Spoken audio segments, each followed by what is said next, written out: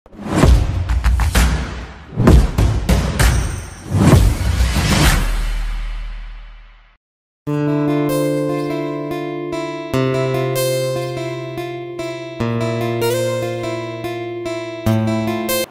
பரிசுத்தநாமத்துக்கு மகிமை உண்டாவதாக.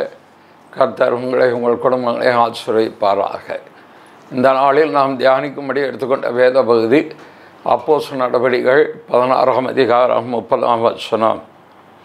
ஆண்டவரே, ரட்சிக்கப்படுவதற்கு நான் என்ன செய்ய வேண்டும்? ஆண்டவரே, ரட்சிக்கப்படுவதற்கு நான் என்ன செய்ய வேண்டும்? ஜெபம் செய்வோம். கிருபை மகா இரக்கம் நல்ல பிதாவே, நன்றியோட சோதரிகளோ துதிக்கிறோம். கர்த்தாவே, இந்த நாளில் இந்த செய்தியை கேட்கிற நம்முடைய ஜனத்தை நீர் ஆசீர்வதியும். உடைய விலையேறப்பட்ட ரட்சண்யம் அவளுடைய அவள் குடும்பத்திலும் சூழ்ந்து கொள்வதாக இயேசுவின் மூலம் கேட்கிறேன் பிதாவே. மனித வாழ்க்கையிலே கேள்வி கேளாமல் வாழ்ந்தேன் என்று சொல்லக்கூடிய மனிதர்கள் யாரும் இருக்க முடியாது.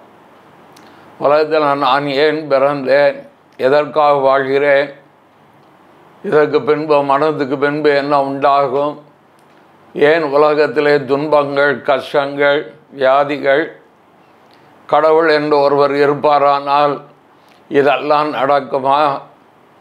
ஆகவே இந்த கேள்விகளுக்கு விடை தெரியாததுனாலே பௌத்தறிவாளர் என்று சொல்லக்கூடியவர்கள் கடவுளே இல்லை என்கிற நிலைமைக்கு அவர்கள் போய்விடுகிறார்கள். ஆனால் இன்னொரு பக்கம் உள்ள பௌத்தறிவாளர்கள் இருக்கிறார்கள்.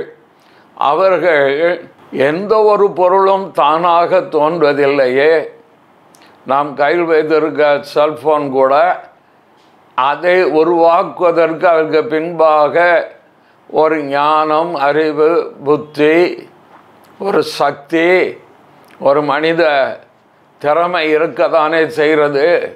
அப்படியானால் இந்த அண்டசராசரங்களையும் தானாக உண்டாகினது என்று எப்படி நாம் சொல்ல முடியும்? அவை இந்த அண்டசராசரங்களும் காண்கிற காணக்கூடாத காரியங்களை உண்டாக்கின ஒரு பெரும் சக்தி இருக்கும். ஆகவே அந்த சக்தி தான் இதையெல்லாம் உருவாக்கக்கூடும் என்ற அடிப்படை நம்பிக்கையிலே இறைவனை அவர்கள் தேட ஆரம்பிக்கிறார்கள். கடவுள் ஒருவர் உண்டென்று விசுவாசிக்கிறார்கள். வேதமும் என்ன சொல்கிறது? எபிரேயர் நிருபக்காரன் 11ஆம் அதிகாரத்தில் எழுதும்போது விதமாக எழுதுகிறான், நீ தேவன் ஒருவர் உண்டென்று விசுவாசிக்க வேண்டும், அவர் தம்மை தேடுகிறவர்களுக்கு பலன் அளிக்கிறவர் என்றும் விசுவாசிக்க வேண்டும். அப்படியானால் கர்த்தருடைய பிள்ளையே, நம்முடைய வாழ்க்கையில் நாம் கேள்வியை கேட்டு அதற்கு விடை காண முயற்சி செய்கிறோம். சில சமயம் விடை காண முடியாவிட்டால் இது இல்லை என்ற ஒரு இடத்திற்கு வருகிறோம். அப்படி அல்ல, நம்முடைய வாழ்க்கையில் எல்லாவற்றிற்கும் விடை கொடுக்கக்கூடிய ஒரு புத்தகம் இருக்கிறது. அதுதான் இந்த பரிசுத்த வேதாகமம். மனிதன் எழுப்புகிற எல்லா கேள்விகளுக்கும் இதில் விடை இருக்கிறது. அதுதான் ஒரு மனுஷன் கேட்கிறான், ஆண்டவரே, நான் ரட்சிக்கப்பட என்ன செய்ய வேண்டும்? அது என்ன ரட்சிக்கப்படுதல் என்று சொல்வது என்ன? உலகத்தில் எல்லாருமே பிறக்கும்போது பாவிகள் என்ற நிலைமையில் தான் பிறக்கிறார்கள். என் தாய் என்னை கர்ப்பத்தில் பாவத்தில் அவள் கற்பம் தரித்தாள் என்று சொல்லி சங்கீதக்காரன் சொல்வது போல ஒவ்வொரு மனிதனும் இந்த உலகத்தில் பிறக்கும் பொழுது பாவியாக பிறக்கிறதுக்கு காரணம் அவன் பாவியாக சிருஷ்டிக்கப்பட்டவன் அல்ல, துன்பத்திற்கென்று சிருஷ்டிக்கப்பட்டவன் அல்ல, வியாதிக்கென்று சிருஷ்டிக்கப்பட்டவன் அல்ல. அவனை சிருஷ்டித்த தெய்வம் ஆதியாகமம் 1ஆம் அதிகாரம் அதை வாசித்திற்கு பார்க்கும் பொழுது ஆண்டவர் மனிதனை சிருஷ்டித்தார், தேவ சாயலாகவே சிருஷ்டித்தார். அவனை ஞானம் உள்ளவனாக, அறிவுள்ளவனாக, திறமை உள்ளவனாக, சுயாதீன நிலைமையில் சிந்தித்து செயல்படுகிறவனாக வைத்தார். அவர் மேலே இருந்து ஏதோ ரிமோட் போல வைத்து கொண்டு அவர் மனிதனை இயக்கிறவரை அல்ல, அவன் சிந்தித்து செயல்படும்படியாக தான் அவனை சிருஷ்டித்து வைத்தார். அதுவும் தேவ சாயலாக. ஆனால் ஒரே ஒரு கற்பனை கொடுத்தார், நன்மை தீமை அறியத்தக்க கனியை நீ புசிக்க வேண்டாம் என்று. ஆனால் மனிதன் தன்னுடைய சுய புத்தியினால் அவன் அங்கே அந்த கனியை புசித்த பொழுது, மீறுதலை நடப்பித்த பொழுதுதான் பாவம் உள்ளே பிரவேசித்தது. சாபங்கள் வர ஆரம்பித்தது, வியாதிகள் வர ஆரம்பித்தது, கலகங்கள், சமாதான குறைவுகள் வர காரணம் மனிதன் தெய்வத்தை விட்டு பிரிந்து விட்டான். தெய்வ உறவை விட்டு அவன் பிரிந்து விட்டான். தெய்வ நம்பிக்கை இருக்கு, ஆனால் தெய்வம் யார் என்று தெரியவில்லை. தெய்வ பக்தி இருக்கிறது, ஆனால் தெய்வம் யார் என்று தெரியவில்லை. ஆகவே தெய்வ சமாதானம் இல்லை, தெய்வீக சந்தோஷம் இல்லை, தெய்வீக விடுதலை இல்லை. எங்கெல்லாமோ போய் தன்னுடைய ஜன்ம கரும பாவங்களை தொலைக்கும்படியாக மனிதன் பிரயாசப்படுகிறான். மார்க்கங்கள் என்றோ, தத்துவங்கள் என்றோ, மதங்கள் என்றோ, தெய்வ நம்பிக்கை உடையவர்கள் தன்னுடைய பாவத்தை போக்குவதற்கு எடுக்கிற பிரயாசத்துக்கு அளவே கிடையாது. அதனுடைய அர்த்தம் என்ன? நான் முக்தி அடைய வேண்டும், பாவத்திலிருந்து விடுதலை ஆக வேண்டும், பாவ மன்னிப்பை பெற வேண்டும், நான் பாவத்திற்கு விலகி பாவம் செய்யாத ஒரு வாழ்க்கை வாழ வேண்டும்.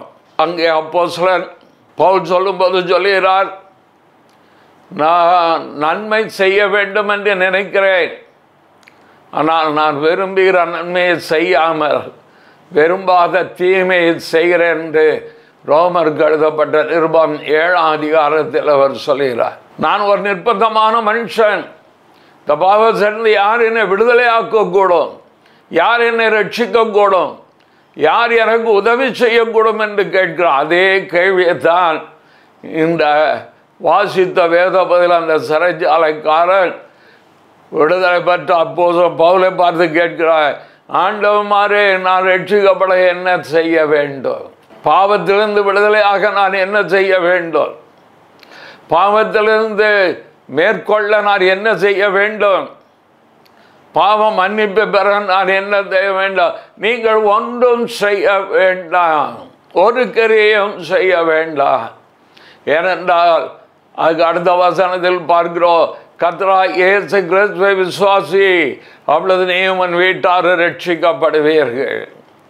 நீங்கள் எந்த ஒரு கிரியையும் செய்ய வேண்டிய அவசியம் அல்ல, எந்த ஒரு தியானமும் செய்ய வேண்டும் என்கிற அவசியம் அல்ல, எந்த ஒரு தான தர்மங்களையும் செய்து ரட்சிப்பை பெற வேண்டும் என்கிற அவசியம் அல்ல, அல்லது தனித்து போய் தியானம் பண்ணி நீங்கள் சந்நியாசம் எடுக்க வேண்டும் என்கிற அவசியம் இல்லை.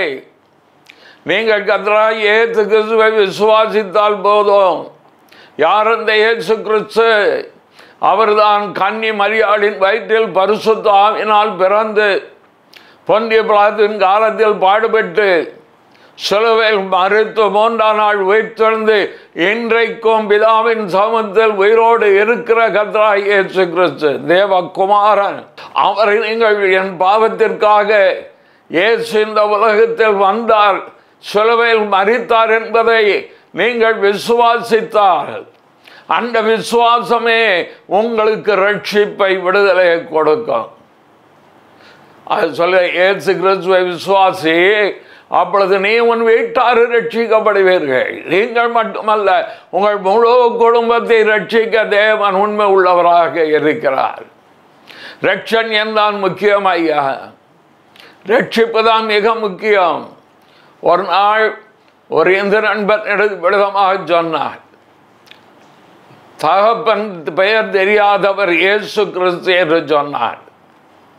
அப்பொழுது நான் சொன்னேன், குழந்தை பாக்கியம் எல்லாருக்கும் இருப்பதல்ல, அது கடவுளுடைய ஆசீர்வாதம் என்பது எல்லாருக்கும் தெரியும்.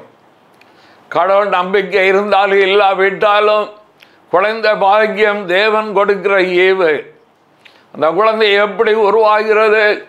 2 அணுக்கள் சேர்வதனால் பல லட்சம் அணுக்கள் உண்டாகிறது.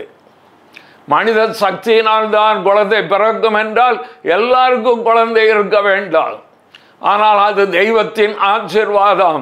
வேதம் தெளிவாய் சொல்கிறது, கற்பத்தின் கனி கர்த்தரால் வரும் சுதந்திரம்.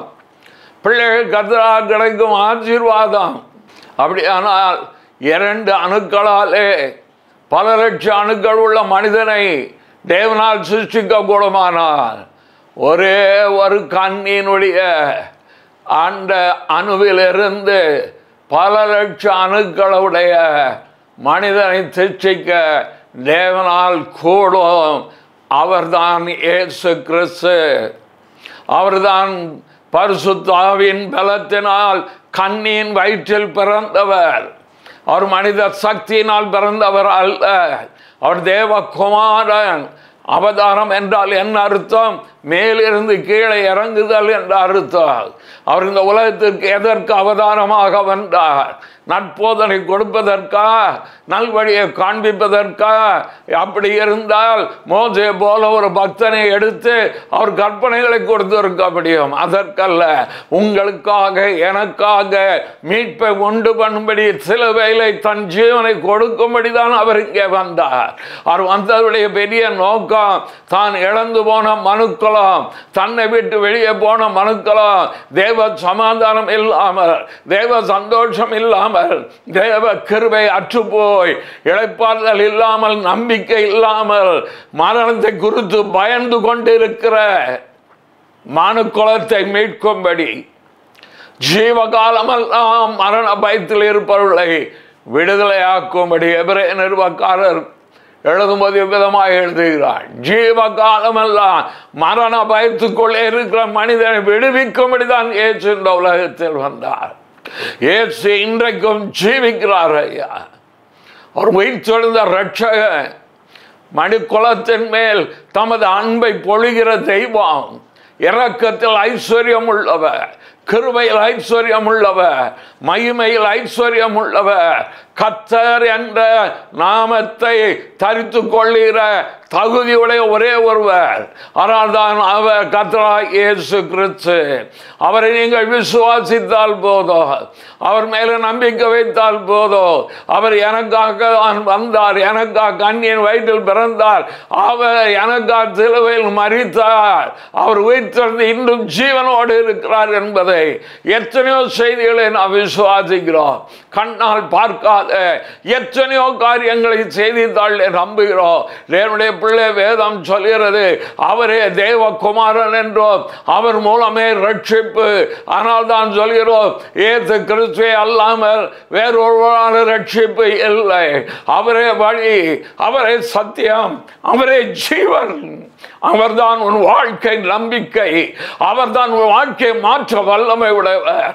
அவர்தான் பாவத்தை மன்னிக்க வல்ல அதிகாரம் உடையவர். அவர்தான் தேவனுடைய பிள்ளை. இன்றைக்கு இந்த செய்தி கேட்கும் நேரத்தில் உன் வாழ்க்கையை கிறிஸ்துவுக்கு ஒப்பு கொடுப்பாய் என்றால் ஆண்டவர் இயேசுவின் இரத்தம் சகல பாவங்களை நீக்கி சுத்திகரிக்கும், மனசாட்சியை சுத்திகரிக்கும்.